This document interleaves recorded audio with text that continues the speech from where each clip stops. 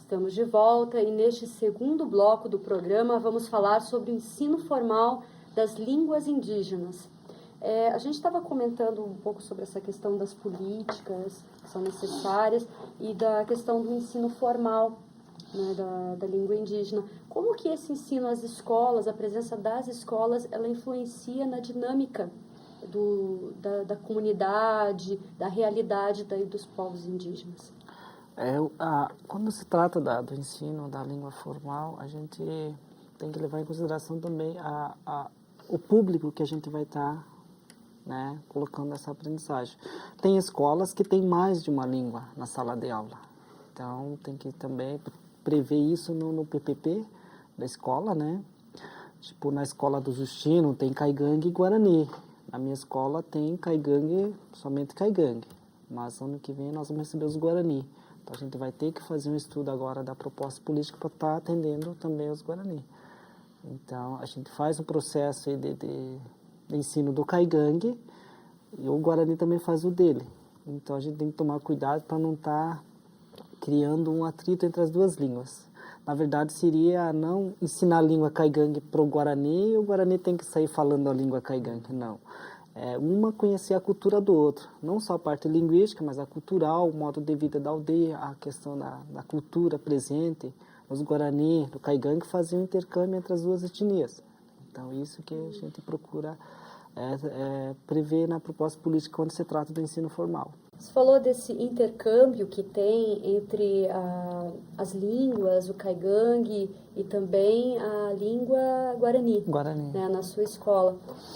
Qual que é a importância disso, Cristina, de ter daí essas duas línguas presentes numa escola, dessa troca entre as línguas? Por que é importante isso? Na verdade, a escola indígena ela já é intercultural, né? Por quê? Porque além da língua mesmo que seja, como o Florencio colocou, a língua caigangue, né? Numa comunidade que é só caigangue, ela já tem uma outra língua que é a língua portuguesa, né? Que seria a língua de fora, onde, no caso dessa comunidade marrecas, toda a comunidade, a primeira língua, a língua falada, a língua de uso diário é a língua caigangue, né? Quando nós temos aí ainda uma terceira língua, né, seja por casamentos entre caigangue e guarani, ou seja porque as crianças guarani vão estudar na escola caigangue que oferece a quinta série, agora o sexto ano, né, ela também enriquece a troca, né, porque são dois povos muito diferentes, têm semelhanças, as semelhanças muitas vezes gerais, né? Mas há questões que são muito específicas. O jeito do Guarani, né? O jeito dele se pronunciar, dele falar, né? É diferente do povo caigangue. Mesmo em termos também de visão de mundo, né? Então, na medida que você tem nessa escola, você tem um funcionário que é não indígena, né? Nós somos não indígenas. Você tem professores que são caigangue, alunos que são caigangue, alunos que virão, né, Guarani, que também terão que ter um professor e uma professora da língua Guarani, né? Você intercambia, para além da língua, a língua ela é como se fosse uma espécie de caminho, né, de veículo da cultura, né? Há expressões que muitas vezes os professores indígenas colocam nos cursos, que eles falam, olha, a gente, desculpa, mas não dá para traduzir para a língua portuguesa, porque não tem tradução, isso só faz sentido se for na minha língua, né? E faz com que essas línguas continuem vivendo, continuem tendo força, né? Resistência. Eu gostaria de mostrar um material, um trabalho interinstitucional que estamos fazendo, junto com a Universidade de Brasília, Universidade Estadual de Maringá, Museu Paranaense, Museu da Universidade Federal. E nesse trabalho, nós estamos fazendo, na verdade, um trabalho de recuperação dessa língua, né? Um intercâmbio entre essas línguas. E nós também, não indígenas, aprendemos, né? Porque na medida que um professor que conhece essa língua, ele vai escrever essa língua e vai explicar essa palavra, ele não vai explicar só a palavra, ele vai explicar qual é o contexto, né, de vida que essa palavra está inserida, né? Então, não é simplesmente ele explicar sobre tamanduá, né? Colocar a palavra escrita que é tamanduá, em português ou em guarani, em caigangue ou em xetá. O tamanduá ele tem toda uma importância, né, na tradição caigangue, na tradição guarani, né? Até gostaria de mostrar também, no caso do povo xetá, né, hoje em torno de pelo menos 150 pessoas que vivem na terra indígena São Jerônimo. Então são feitas oficinas, né, de trabalho com eles, a professora Ana Sueli, a professora Leon, da Universidade de Brasília, de recuperação dessa língua. Há trechos gravados na década de 60 com os xetá que viviam na Serra dos Dourados, que hoje, com as crianças xetá, com os jovens xetá, estão sendo utilizados para rememorar, né, retomar, recuperar essa memória da língua xetá, para no próximo ano a gente trabalhar com essas crianças. Agora, como é que vai ser o ensino dessa língua xetá na escola, por exemplo, Cacique Cofé em São Jerônimo? Existe uma diferença entre a maneira como é colocada a língua de uma escola para outra e comparado também com as escolas não indígenas? Tem uma diferença nessa abordagem? Varia muito de uma escola para outra, né? Como o Justino falou, lá mesmo sendo uma escola guarani, tendo famílias guarani, não é simplesmente diferença em termos regionais, como muitas vezes as pessoas querem comparar, mas então é como falar do gaúcho para falar digamos, do baiano, né, do paranaense para o carioca, não é só isso. Não é só uma questão de sotaque, de palavras, né? Mas tem a ver com o que os antropólogos vão chamar de cosmologia, de organização de mundo, de pensamento, né?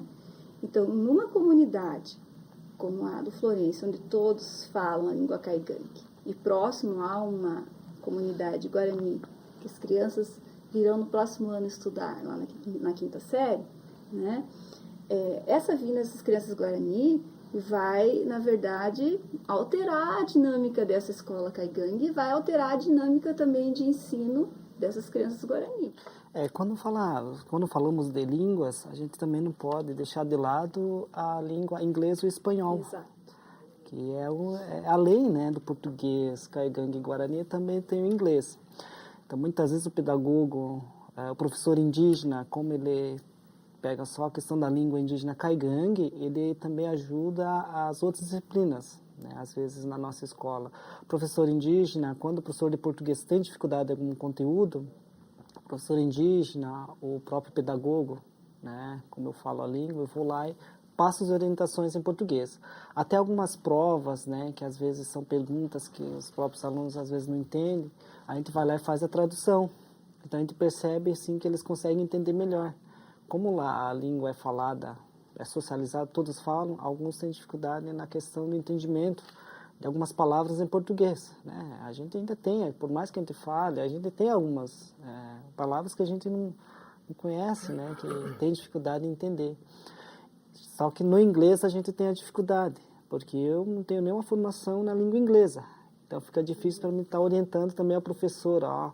Né? A professora de inglês vai ter muita dificuldade com relação a essa vinda dos alunos de outro povo, né? O Guarani em nossa escola. No povo caigangue, quando é só uma etnia presente na sala de aula, ainda a gente pode até fazer o acompanhamento e orientação. Mas quando é mais de uma língua, né? Então a gente procura ajudar, né? Orientar da melhor forma possível, para que não fique aquela questão, de inglês não está tendo nenhuma orientação, até a própria cobrança do professor, né? Porque são professores não indígenas, né? Professores que não têm experiência em sala de aula assim com indígenas, eles têm experiências com os não indígenas. Como que se organiza daí pedagogicamente esse trabalho dessa questão de todas as línguas? Como que vocês organizam todo isso? Então, a gente tem na proposta política os conteúdos, né? Que é da educação básica, o que eles têm que aprender na formação deles, né? Os conteúdos, mas a gente procura colocar dentro dos conteúdos alguns temas relacionados à comunidade indígena e até mesmo dos povos indígenas do Brasil, principalmente na área da história, geografia, localização. A gente tem um material procura orientar da melhor forma possível, né? Quando se trata de Brasil, não tratar só dos estados brasileiros, mas também os estados e seus povos indígenas que, né, que possuem naquele estado, que moram naquelas cidades, né? Para não ficar aquela coisa, o professor de geografia mostra só as cidades, os municípios, né, que compõem o estado do Paraná, mas também mostrar que Turvo tem uma aldeia Marrecas, Mangueirinha tem a terra indígena Mangueirinha e Palmeirinha tem Guarani Caigangue, então eu procuro orientar os professores dessa forma, para estar ajudando a ampliar os conhecimentos dos próprios, porque muitos alunos caigangues não conhecem as outras etnias. Né? Eles não sabem que tem o Xuclém, tem o Caiapó, Yanomami, eles veem alguma coisa assim nos meios de comunicação, televisão, mas eles acham que eles tratam como todos os caigangues, né? Eles assistem a televisão, os caigangues lá, para eles índio é tudo igual. Então, o professor, a gente muitas vezes o pedagogo, orienta os professores a colocar essa questão, que tem diversas línguas, diversos povos, né? Cada um com sua cultura, que identifica aquele povo. Nós, caigangues, temos a nossa, o Guarani tem a dele, que identifica, né? Que ele é Guarani. Então, são essas questões que a gente procura trabalhar. Mas é um trabalho, é um processo, né? A gente não vai mudar assim de hoje para amanhã. É um processo em construção com todos os professores, toda a equipe que trabalha na escola. A gente não pode simplesmente ficar só com os professores, ali com o corpo, né, geral. O administrativo tem que estar envolvido, a direção da escola tem que estar envolvido, os agentes, os serviços gerais, as serventas, merendeiras, tem que estar envolvido também nesse processo, para ser socializado, né, para não ficar assim, cada um falando diferenciando, né? Tipo, o Caigangue do Guarani, cada um falando uma coisa diferente da outra. A gente gosta de fazer tudo em grupo na escola para que todos conheçam como que está funcionando a escola. Na verdade, a educação indígena, ou seja, a escola indígena, ela está, como a Florência comentou, é um processo, está se começando a se pensar uma escola indígena, está sendo trabalhado com as lideranças, com as comunidades, com os pais, com as mães, com os chamões, com os xarei, com a educação da casa de reza. Isso está sendo discutido com todos, né? Inclusive até os professores não indígenas que estão vindo de fora, que estão trabalhando lá na escola indígena, eles devem participar disso, eles devem discutir conosco isso, a comunidade indígena deve também ouvir, né, os professores, os pedagogos, onde não tem pedagogo indígena, pedagogo não indígena, ele tem que estar participando disso, né, como que é a educação da comunidade e como que deve ser colocado isso. Está sendo trabalhado dessa forma, está dando certo, né?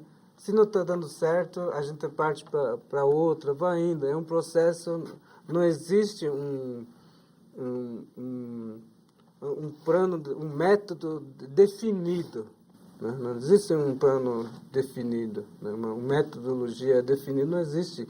Isso está sendo contínuo, está sendo sempre se modificando, né, para melhoria, né?